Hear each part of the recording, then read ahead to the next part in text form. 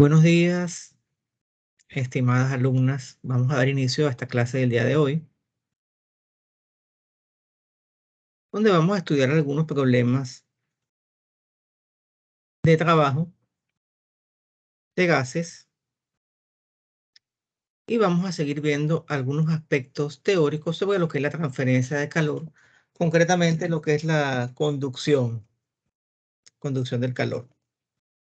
Entonces, se tienen 2 kilos de aire comprimido que realizan un proceso isotérmico de expansión en un cilindro pistón.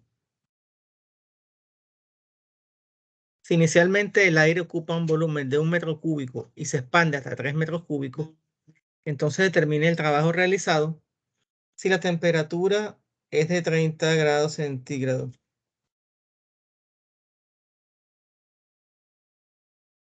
Entonces,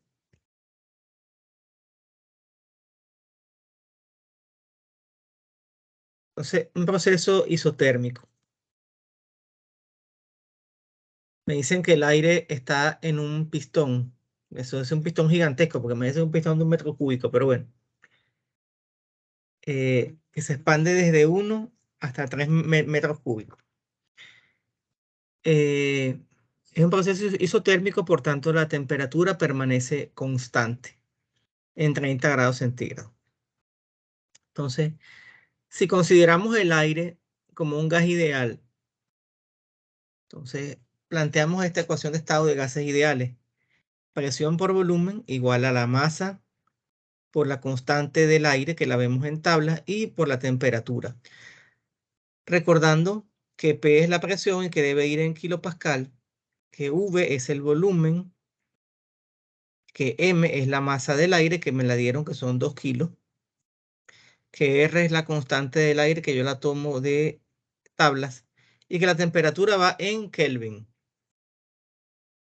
Entonces, aquí está una representación de ese proceso. Inicialmente, supóngase, estábamos acá con una presión y con un volumen, y ese aire se va a expandir a lo largo de esta línea, de esta curva isotérmica, hasta un volumen 2 y una presión 2. Siguiendo este postulado de lo que es un proceso isotérmico, la presión 1 va a ser mayor que la presión 2 y el volumen 2 va a ser mayor que el volumen 1. Y la temperatura permanece constante, como me dicen acá. Entonces, ¿qué debo hacer yo acá? Si quiero calcular el trabajo, recuerden ustedes que el trabajo es la presión por el volumen, en resumidas cuentas. ¿Ok? Entonces, debo despejar la presión para expresarla en función del volumen. Como estoy asumiendo que se trata de un gas ideal, yo despejo la presión de la ecuación de estado del gas ideal. Entonces, esta V que acompaña o que multiplica a la presión, lo que se hace es que se transpone dividiendo. Entonces, de esta manera yo expreso la presión en función de la masa del gas, de la constante del aire y de la temperatura y del volumen. Pero fíjense ustedes que M, R y T son constantes porque la masa del aire no va a cambiar. La R es la constante del aire y la T permanece constante porque es un proceso isotérmico. La única variable que cambia es el volumen, y aquí lo vimos. El volumen aumenta a lo largo de esta curva isotérmica. Y sabemos además que el volumen inicial es 1 metro cúbico y el volumen final es 3 metros cúbicos. ¿Estamos claros hasta ahora o hay dudas?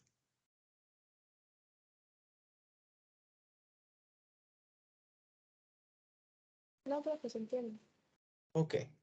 Entonces, primer paso, bueno, vamos a convertir, ya que tenemos los volúmenes, vamos a convertir esa temperatura a Kelvin.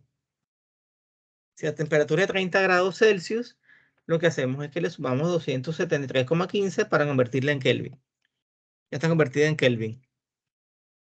Donde va la presión dentro de la integral, se escribe mR por T entre V. Aquí está. Y sabemos que el trabajo es la integral definida de la presión por el diferencial de volumen. evaluado entre los límites de integración, que es el volumen 1, que vale 1 metro cúbico, y el volumen 2, que es 3 metros cúbicos. Entonces, M, R y T, al ser constantes, salen de la integral, y me quedaría entonces la integral del diferencial de volumen entre volumen, que eso es un logaritmo natural o logaritmo neperiano. Entonces, ya el problema está resuelto, porque el trabajo que realiza ese gas en su proceso de expansión sería MR por T, por el logaritmo neperiano del volumen, evaluado entre un volumen 1 igual a 1 y un volumen 2 igual a 3. Entonces, lo que sigue ahora es evaluar el volumen en 3 y en 1. Entonces, cuando evalúo la integral, el resultado de la integral, mejor dicho, entre sus límites de integración, sería el logaritmo de 3 menos el logaritmo de 1. El logaritmo natural de 1 es 0. Si tienen dudas, verifiquen ahorita que en la calculadora el logaritmo de 1 es 0.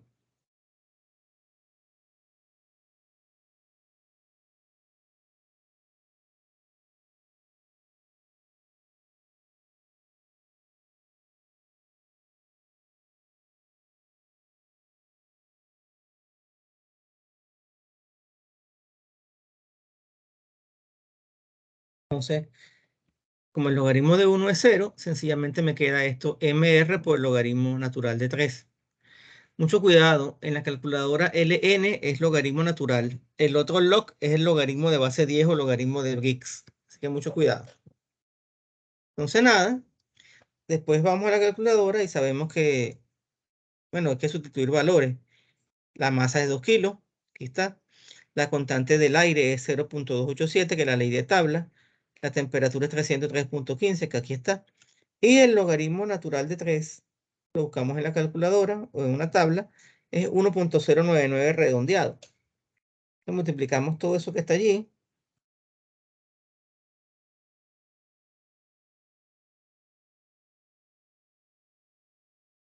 Ustedes pueden verificar esas cuentas.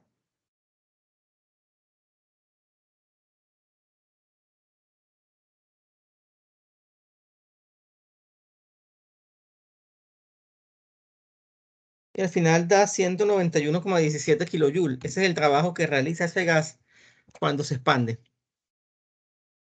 Y aquí es bueno recordar algunas propiedades de los logaritmos. El logaritmo de un producto es igual a la suma de los logaritmos. Y el logaritmo de una división es igual al logaritmo de una resta.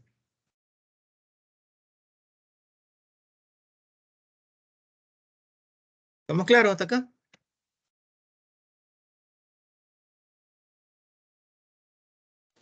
Sí. Continuamos acá. En un proceso politrópico, se tiene un cilindro con un pistón movible lleno con 1 kilogramo de aire. Inicialmente, el aire ocupa un volumen de 0.2 metros cúbicos a una presión de 400 kilopascal. Se sigue un proceso politrópico modelado con la expresión P por V a la 1.4 igual a C, cuyo estado final tiene presión 2 igual a 100 kilopascal. Determine el trabajo efectuado por el aire sobre el pistón. Entonces, el proceso politrópico es un proceso, se considera que es politrópico cuando ocurren dos condiciones. Uno, que es adiabático, es decir, en un proceso adiabático no hay transferencia de calor. Entonces, cuando no hay transferencia de calor, la temperatura varía. Cuando nosotros decimos que tenemos un proceso isotérmico, quiere decir que la temperatura está controlada. Entonces, a nivel industrial, para controlar una temperatura, se usa un controlador de temperatura. Y ese controlador de temperatura lo que hace es que abre o cierra válvulas, abre o cierra ventanillas o flujos de aire para que la temperatura se mantenga siempre constante. Entonces, lo que se hace ahí es que se mide con una sonda, con una termocupla, con un termopar, con un termopozo, como le quieran llamar, con un sensor. Se mide la temperatura. Esa temperatura llega a la señal a un controlador de temperatura o a un PLC, o sea, un dispositivo. que si es PLC, que se controla la temperatura, llega un dispositivo. Ese dispositivo compara la temperatura actual con la temperatura programada. Y en base a eso toma una decisión. La decisión puede ser, bueno, enciende o apaga un ventilador. La decisión puede ser enciende o apaga una resistencia. O la decisión puede ser abre o cierra una válvula para que, bien sea para que entre aire, para que entre agua de enfriamiento, o sencillamente reduce un poco las revoluciones del compresor y cuando lo requieras otra vez lo aceleras un poquito. Así como trabajan los aire acondicionados de split, los split no, los inverter, perdón. Los aire acondicionados inverter toman muestras de temperatura. Cuando ya la temperatura ha alcanzado el valor deseado, mandan una señal para que el compresor comience a girar más despacio con un variador de frecuencia. Entonces, lo que hace el compresor es que comienza a girar más despacio y no se apaga. Antiguamente, los aires antiguos, que no eran sistema inverter, lo que hacía era que recibía una señal y esa señal lo que hacía era que desactivaba el compresor. ¿Qué pasaba? Que en ese proceso de enciende, apaga, es cuando se da el alto consumo de energía. Entonces, en la tecnología inverter, lo que se hace es que el equipo nunca se apaga.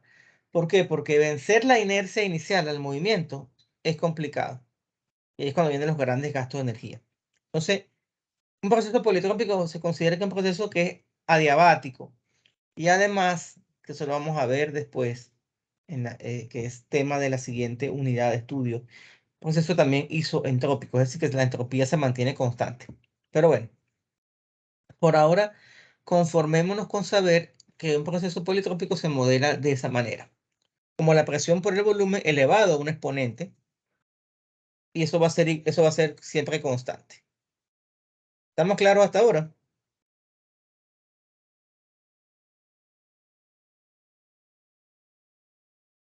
Hola. Sí, profe. Ok, es que disculpen, pero como no los veo, porque tengo es la pantalla expandida, no sé si están allí o no. Entonces, vamos a continuar por acá. Vamos a ver los datos que tenemos. Tenemos en el estado 1 la presión que es de 400 kilopascal y su volumen, que es de 0,2 metros cúbicos. Tenemos también la masa, que me dicen que es 1 kilo. No lo coloqué acá, pero la masa es conocida. Tenemos la presión 2, que es de 100 kilopascal. El volumen 2 es desconocido.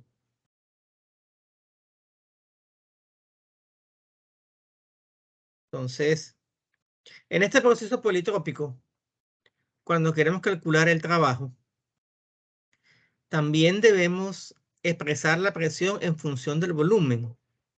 Entonces, fíjense que si esta es la ecuación general, la presión por el volumen elevado a un exponente, donde lo que está elevado al exponente es solamente el volumen, no la presión. Si yo quiero despejar la presión de esta expresión que está acá, el volumen lo que se hace es que se transpone dividiendo. Entonces sería la presión igual a C, que es la constante, que todavía no sé cuánto vale, entre el volumen elevado a la 1,4.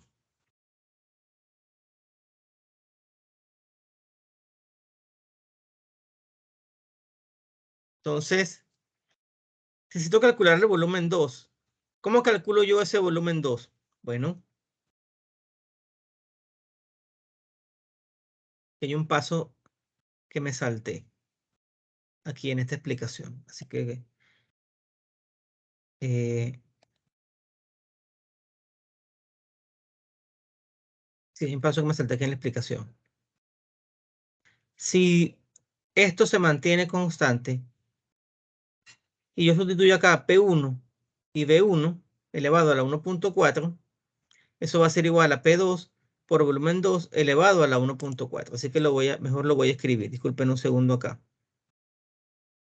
Dele, profe. Sí, voy a escribirlo mejor porque si no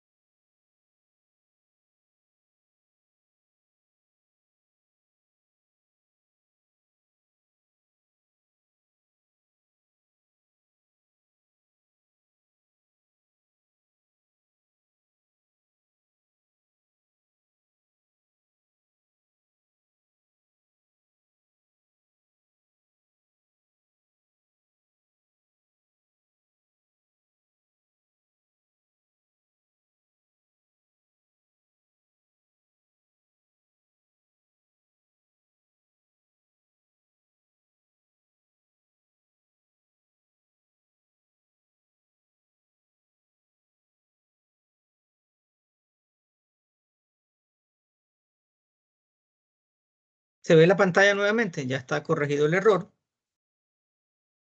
Entonces, ¿se ve o no se ve? Sí se ve, profe. Ok. Entonces, si P por V elevado al coeficiente es igual a una constante, quiere decir que la presión 1 por el volumen 1 elevado a la 1.4 va a ser igual a la presión 2 por el volumen 2 elevado a la 1.4. Entonces, yo desconozco el volumen 2. Yo conozco el volumen 2 y lo debo calcular. Entonces, bueno, de alguna manera tengo que despejar el volumen 2. Entonces, si yo agarro esta P2 y la paso para acá, para este lado, y digo, bueno, P1 entre P2, y este B1 lo transpongo para acá, dividiendo. Entonces, me va a quedar lo que tengo acá. P1 entre P2 es igual a B2 entre B1, o V2 entre V1 elevado a la 1.4. Entonces, ahora tengo que despejar el volumen. Bueno, tengo esto que está elevado a la 1.4. Cuando yo quiero despejar un número que está elevado a una variable, le saco la raíz. ¿Ok? La raíz de esto, aquí hay un error. La raíz de esto es la raíz 1.4. Entonces, esto es medio extraño acá. Un segundo, déjame hacer la otra corrección. Porque generalmente me decían que la raíz cuadrada era con un número, ¿cómo se llama? Un número entero.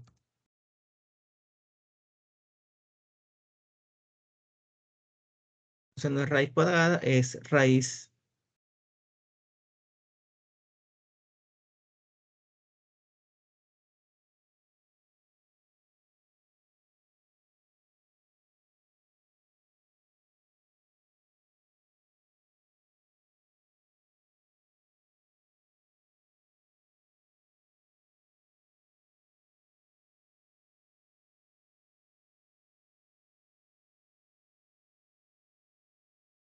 Por aquí Hanna se retiró de cosas.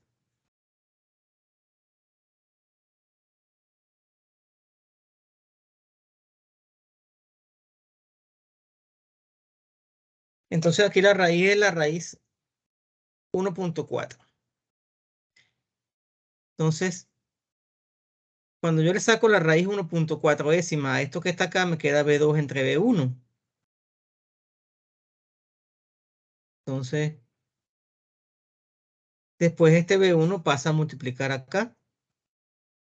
Y en resumidas cuentas, el volumen 2 es 0.54. ¿Entienden la matemática de esto o no la entienden? Porque es importante. O sea, en la próxima clase les tengo que explicar eso, cómo se hace en la calculadora. Sí, ¿Estamos, profe. no? Ajá. Cuando uno quiere sacar una raíz cuadrada, una raíz cuadrada está directo en el... Pero bueno, esto se lo voy a tener que explicar en la clase cómo funciona esto. Aquí hay una persona que quiere ingresar a la sala. ¿Le pueden dar acceso, por favor? Sí, Para yo no tener bien. que cerrar. Ya. Entonces, bueno, ya tenemos que el volumen 2 vale 0.54. Entonces, planteamos el trabajo como la integral de P por diferencial del volumen. P1 es 0.2, B2 es 0.4 y tenemos entonces que esto es C entre el volumen elevado a la 1.4 diferencial del volumen. Acá hay otra cosa que sucede, ¿ok? Y hay que estar pendiente con la matemática. Cuando yo tengo una potencia que está en el denominador, yo la puedo transponer al numerador cambiando el signo al exponente, que fue lo que se hizo acá.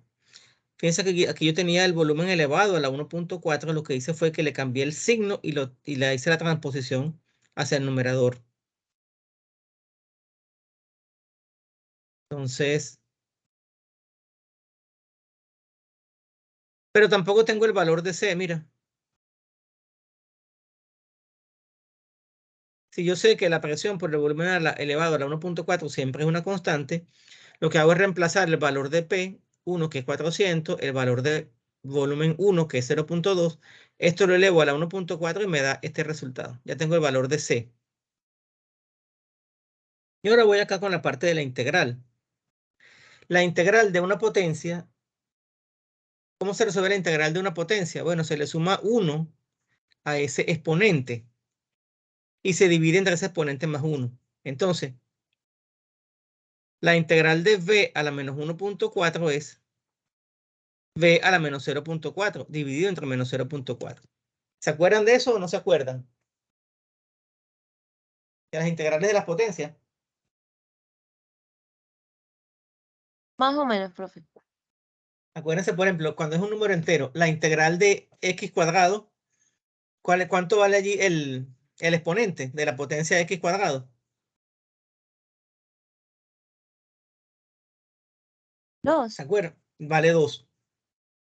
Si la regla de integración te dice que para integrar una potencia observas el exponente inicial y le sumas 1, quiere decir que cuando resuelves la integral tu exponente va a ser x a la 3, pero debes dividirlo por el exponente inicial más 1.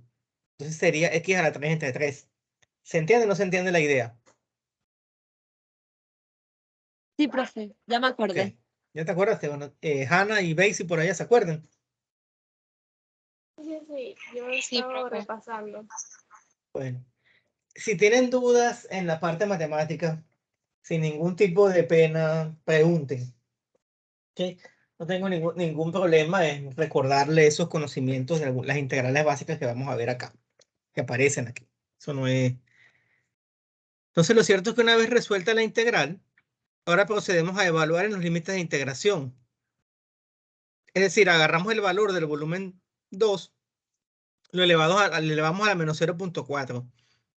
Agarramos el valor del volumen 1 y lo elevamos a la menos 0.4. Cuando agarramos el volumen 2, que es 0.54, y lo elevamos a la menos 0.4, nos da este valor, 1.2795. Y cuando agarramos el volumen 1, que es 0.2, y lo elevamos a la menos 0.4, nos da este valor, que es menos 1.0937. Perdón, menos 1.9037. Todo esto que está acá está multiplicado por la constante C, que vale 42,02, y está dividido por menos 0.4. Entonces, cuando sacamos todas esas cuentas, a este número le restamos este, lo multiplicamos por 42,02, aquí nos va a dar un número negativo. Lo dividimos entre menos 0.4, nos da 65,57 kilojoules. Entonces, ese es el trabajo que realiza el gas en ese proceso politrópico. Entonces, y hay que tomar en cuenta todo esto que está acá como un resumen. La presión en el estado 2 es mayor que la presión en el estado 1, porque es un trabajo de expansión politrópica. Y el volumen 1 es menor que el volumen 2. ¿Por qué? Porque es un trabajo de expansión politrópica. Es decir, es un trabajo donde no hay transferencia de calor. Como no hay transferencia de calor, la temperatura varía. No hay nada que controle la temperatura. Y los procesos adiabáticos sí existen, porque, por ejemplo, si yo lo coloco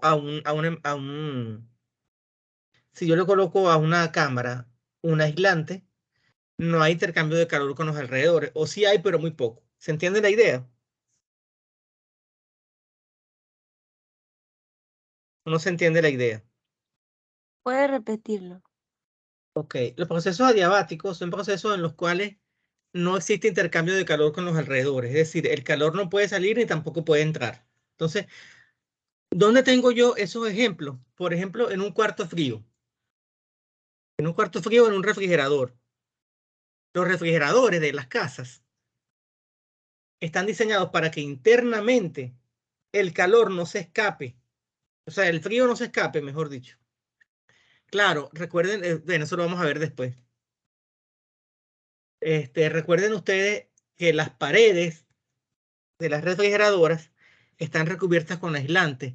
Y ese aislante lo que van a evitar es que el frío se te escape. ¿Ok? O mejor dicho, van a evitar que ingrese calor del exterior hacia la nevera, porque el calor fluye por diferencia de temperatura, de la temperatura de la fuente caliente hacia la fuente fría. Entonces, si yo no le coloco un buen aislante a la nevera, pues lo que está, el calor del ambiente va a ir entrando hacia la nevera. ¿Se entiende o no se entiende la idea? Sí. Ok. Lo otro que tenemos que decir es que en un proceso isotérmico, la temperatura se mantiene controlada. Y eso sí ocurre con muchísima frecuencia en la industria. En la industria, en los diferentes procesos que yo tengo, yo trato de tener una temperatura controlada y por eso utilizo los controladores de temperatura. Número 3. Determine el trabajo realizado por un proceso politrópico en general. Entonces, un proceso politrópico es un proceso de la forma P por V a la N igual a una constante. Entonces, la presión 1 por el volumen 1 a la N es igual a la presión 2 por el volumen 2 elevado a la N y así sucesivamente. Entonces, si yo quiero determinar el trabajo realizado entre un estado 1 y un estado 2, yo debo despejar la presión de esta fórmula que está acá, que ya lo hicimos en el ejercicio anterior. La presión sería igual a C por el volumen a la menos N. Vamos a ver, ¿qué pasó acá? Vamos a verlo con calma. De aquí tengo que la presión por el volumen a la N es igual a C, ¿cierto? Esta es la presión del proceso politrópico. Pero, si yo quiero despejar la presión, el volumen lo debo transponer dividiendo, ¿cierto o falso? ¿Sí o no? Un despeje. ¿Estamos o no estamos?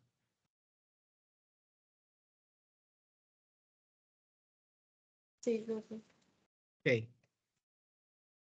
Si este volumen queda en el denominador de esta expresión, que tenemos una fracción en la cual C está en el numerador y V a la N quedaría en el denominador.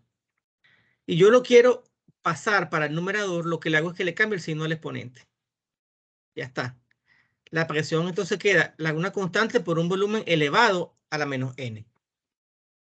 Entonces, eso lo que hago es que lo sustituyo aquí en la ecuación del trabajo, en la expresión del trabajo. Donde da presión, escribo C por volumen a la menos N. Diferencial de volumen. Entonces, la C, que es una constante, sale de la integral. Recuerden que en la integral de una potencia, lo que se le hace es que se le suma 1 al exponente. Aquí está.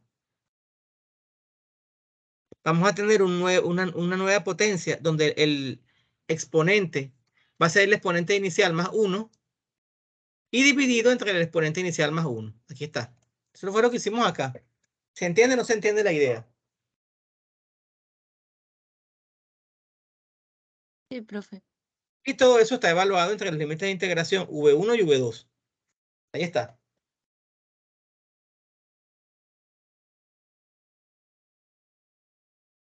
Entonces, C entre 1 menos N, cuando evalúo los límites de integración, tendría el volumen 2 evaluado a la 1 menos N, menos el volumen 1, que hay otro error, mira pues.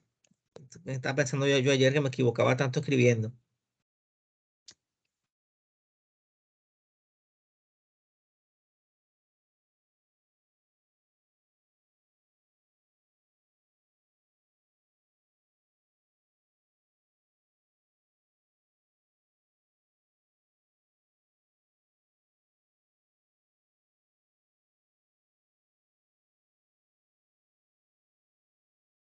¿Se ve nuevamente la pantalla? Sí. Sí, se ve. Entonces, cuando evaluamos la integral entre sus límites de integración, que son V2 y V1, aquí está el volumen 2 elevado a la 1 menos N, menos el volumen 1 elevado a la 1 menos N. Y claro, si yo aplico propiedad distributiva, multiplico todo esto que está acá por V2 a la 1 menos N y me da este término que está acá. Y si multiplico todo esto que está acá por V1 a la 1 menos N, me da este término que está acá.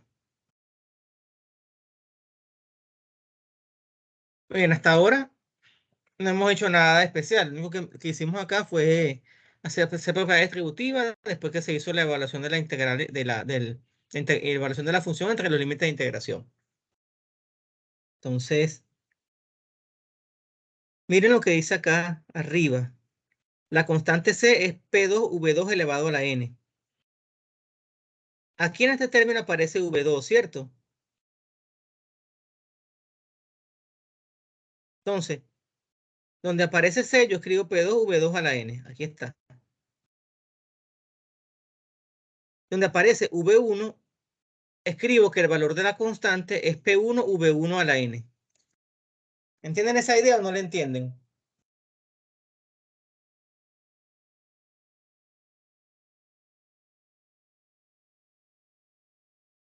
¿Está clara esa idea o no? Parece que me quedé hablando solo. No me responden. Sí, profe, es puro como que reemplazo.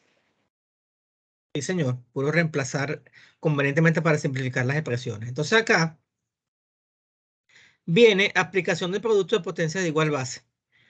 Aquí tengo la base V2 elevado a la N multiplicado por la base V2 elevado a la 1 menos N. Entonces, en producto de potencia de igual base, copio la misma base, que sería V2, y sumo los exponentes. Si a 1 menos N yo le sumo N, ¿cuánto me da? 1 menos N más N. ¿Qué me quedaría cuando yo simplifico esa suma que está allí? 1 menos N más N. 1. 1. Entonces, si lo aplico aquí y acá, aquí me quedaría V2 y aquí me quedaría V1. Entonces, el trabajo sería P2, V2,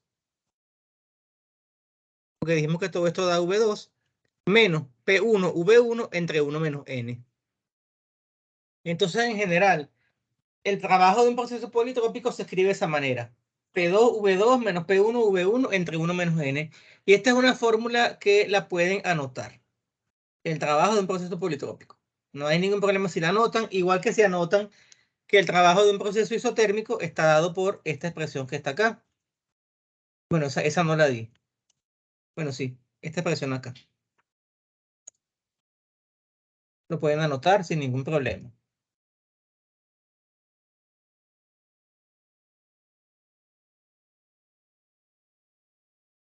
El trabajo de un gas ideal, cuando se realiza un proceso adiabático, que es parecido a un politrópico, pero no es lo mismo ni se escribe igual, porque el politrópico también exige que la entropía se mantenga constante. Entonces, en un proceso adiabático, el calor es igual a 0. Como el calor es 0, la temperatura y presión varían. ¿Por qué en un proceso adiabático hay variaciones de temperatura?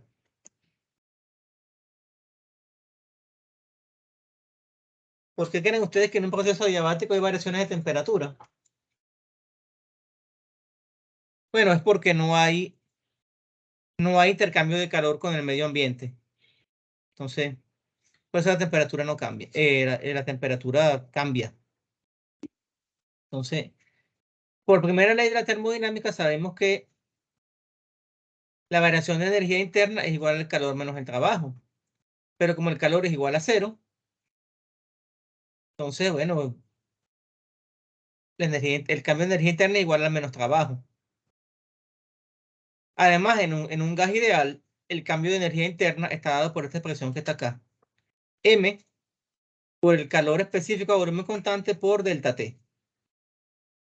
En resumidas cuentas, el trabajo es igual a menos la masa por el calor específico a volumen constante por delta T.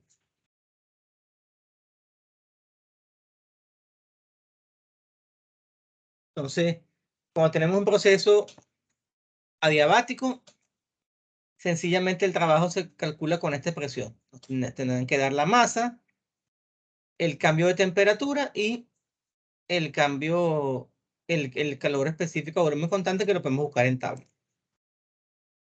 Y recordar que siempre la energía interna de un gas solo depende de su temperatura, de un gas ideal.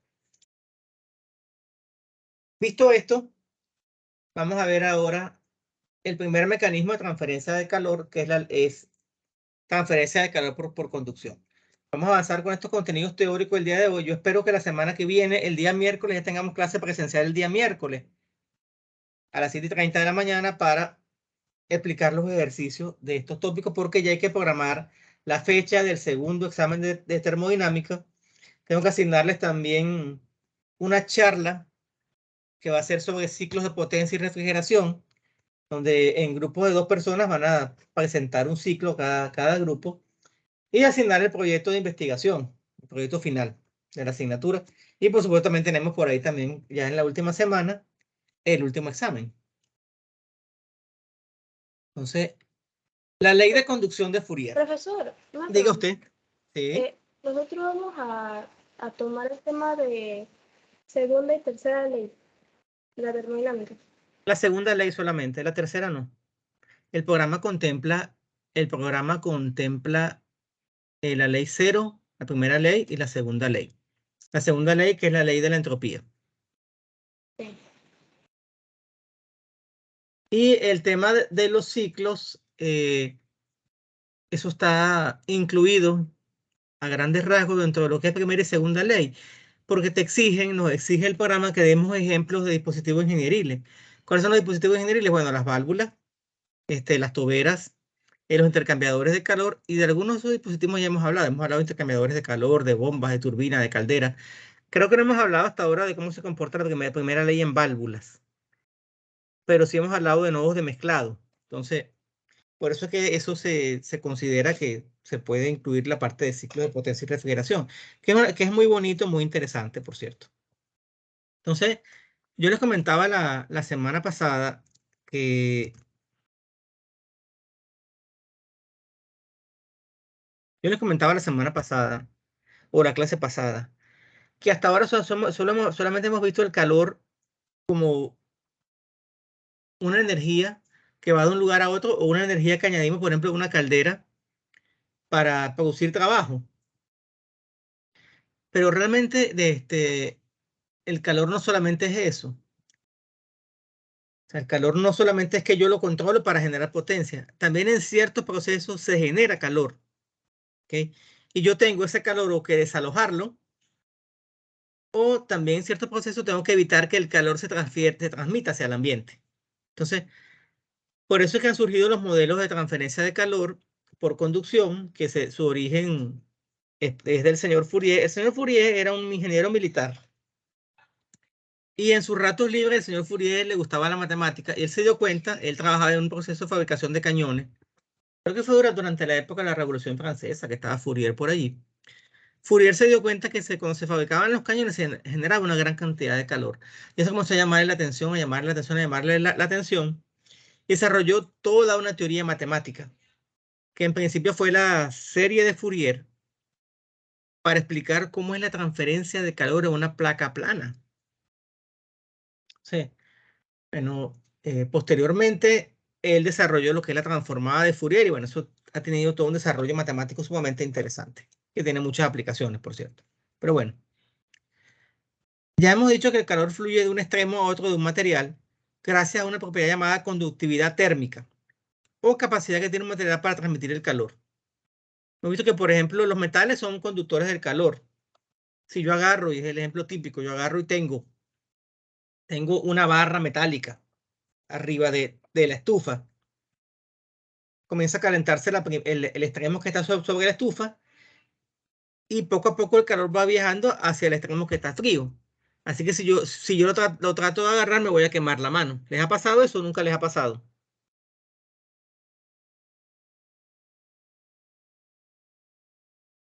O también sucede con las planchas de las casas. ¿Han planchado alguna vez ustedes? Claro. Sí, Ok, profe. Sí, profe. ok. Cuando uno plancha, internamente hay una resistencia que es la que te genera ese calor. Entonces, ese calor que está en la parte interna de la plancha se transmite a través de lo que es la placa metálica que lleva la plancha. Entonces, el calor va del interior hacia el exterior y eso va por conducción. Entonces, ese calor es conducido gracias a que ese aluminio o ese teflón que usan las planchas hoy en día, o ese metal, ese acero que usaban las planchas anteriormente, pues es capaz de transferir el calor, de conducir el calor por lo que es la conductividad térmica. Entonces, aquí tenemos cómo funciona eso. Aquí está una varilla o una pared que tiene una área transversal. Este extremo está caliente y este extremo está frío. Entonces, el calor va a ir fluyendo a lo largo del ancho del material, del extremo caliente al extremo frío. Entonces, inicialmente Fourier lo formuló en estos términos. Él lo formuló realmente con derivadas parciales. Pero ahorita no recuerdo cuál es la expresión que formuló Fourier con derivadas parciales. Como que era que la derivada parcial de la energía con respecto a la temperatura es igual a una constante, pero no me acuerdo exactamente cómo era la cuestión. Es un modelo que condujo a lo que fueron las ecuaciones diferenciales en derivadas parciales.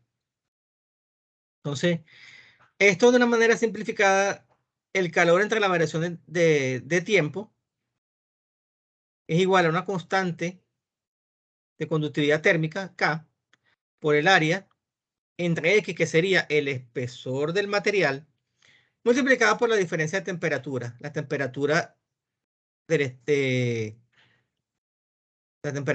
extremo caliente más la temperatura del extremo frío.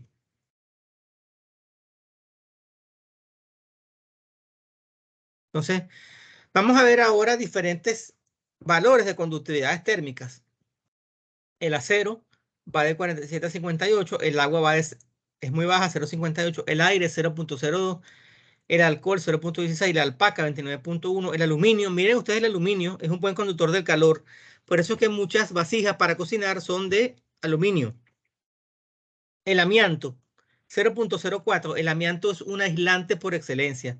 El zinc y el bronce, que son metales también, miren, su conductividad es buena. La madera es baja. El titanio es baja, pero bueno, sí, siempre conduce. El corcho, muy baja. El estaño 64, el estaño también es un metal. La fibra de vidrio, muy utilizada hasta ahora como aislante en las tuberías de aire acondicionado. La glicerina, el hierro, mira, el hierro también es un buen conductor. El ladrillo, 0,80. El ladrillo refractario, 0,47. El latón, el litio, la tierra húmeda, 0,8. El mercurio, la mica, el níquel, el oro, mira. Imagínate que las cosas para transmitir calor fueran de oro. La plata es un excelente aislante. Y el cobre. Y el diamante es el que más conduce calor de todo. Pues miren ustedes el cobre. Entre 372 y 385 watts por Kelvin por metro. Entonces, por ese motivo es que en Chile, por ejemplo, que es un gran productor de cobre, vende muchas ollas para cocinar hechas en cobre, porque es un buen conductor del calor. De paso que el cobre también es muy utilizado para conducir energía, porque tiene una buena conducción, es uno de los materiales que mejor conducen la electricidad. El otro es el aluminio. Entonces, en general, los metales son buenos conductores del calor. La fibra de vidrio, el corcho, los ladrillos refractarios y la madera son malos conductores. Entonces, aquí tenemos, por ejemplo, esto es una tubería, esto es un material aislante, perdón, para refrigeración, muy utilizado hoy en día, que es como una espuma de poliuretano. Entonces, por ejemplo, en los sprigs de las casas usan esto para proteger las tuberías de cobre para evitar pérdidas de calor, evitar esa transferencia de calor hacia el medio ambiente. Porque si no, imagínense que el aislante esté malo, comienza a perderse el frío de la tubería hacia el ambiente y el compresor va a trabajar mucho más forzado. Y aquí, por ejemplo, este señor está colocando estos paneles de fibra de vidrio para aislar una estructura. De hecho, actualmente hay un material muy utilizado en los cuartos fríos que es muy bueno, que se llama el panel sándwich, que son dos láminas, exteriormente son como dos láminas de metal y internamente tienen una capa de fibra de vidrio u otro aislante. Entonces, eso es un excelente material para los cuartos fríos. ¿Lo conocen, el panel sándwich? Sí, profe, sí. Ok, sí, porque allá en Toledo no tienen ese material en los cuartos fríos. Es muy bueno de verdad. Es metálico Oye, por fuera, es muy resistente e internamente tiene una capa de fibra de vidrio. Y eso lo que hace es que, bueno, que eso produzca un buen aislamiento. Entonces, en la ley de conducción de Fourier, cuando se considera un caso unidimensional y en régimen estacionario, es decir, en régimen permanente, podemos modelar el cambio de temperatura con esta expresión. Fíjense que aquí hay un espesor de pared que es delta X Internamente hay una temperatura y externamente hay otra temperatura. Entonces,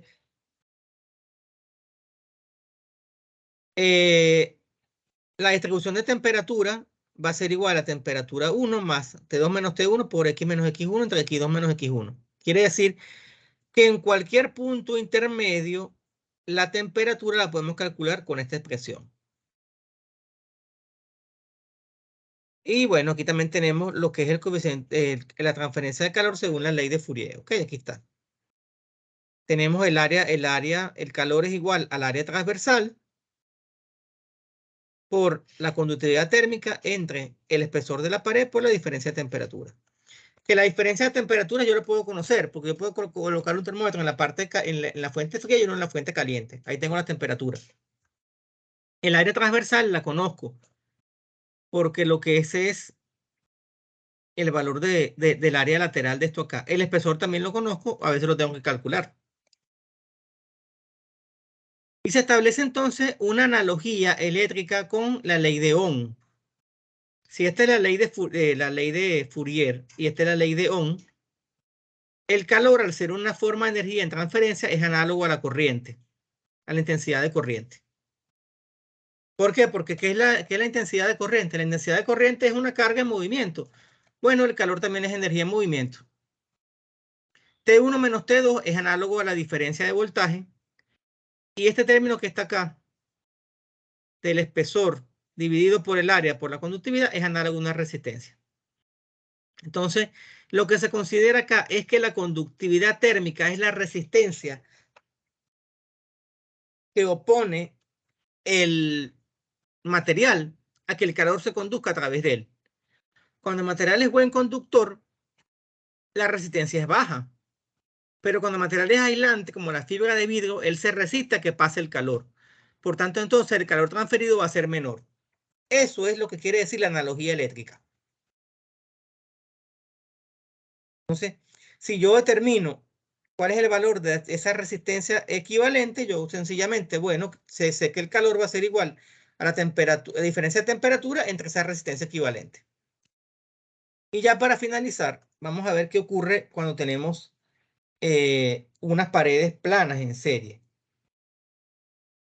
Cuando tenemos unas paredes planas en serie, varias paredes superpuestas, que esto es muy común. Entonces, tengo acá una fuente de calor y yo puedo colocar ciertos materiales aislantes para que la temperatura aquí en el exterior de esto no sea una temperatura tan caliente. Entonces, lo que hago es analizarlo cada quien como si fuera una pared individual. Analizo la pared A. Entonces, yo sé que el calor de A va a ser igual a la constante del material A por el área entre la longitud entre el espesor de esta pared por su diferencia de temperatura, que va de T1 a T2. Lo mismo hago con la pared 2 y con la pared 3. O sea, las expresiones son similares. Y al final, cuando quiero saber el calor total, lo que hago es que lo sumo. Y cuando hago la suma y hago todas las manipulaciones algebraicas, me da esto que está acá. Que al resumirlo y al arreglarlo sería esto que está acá. Esta expresión que está acá.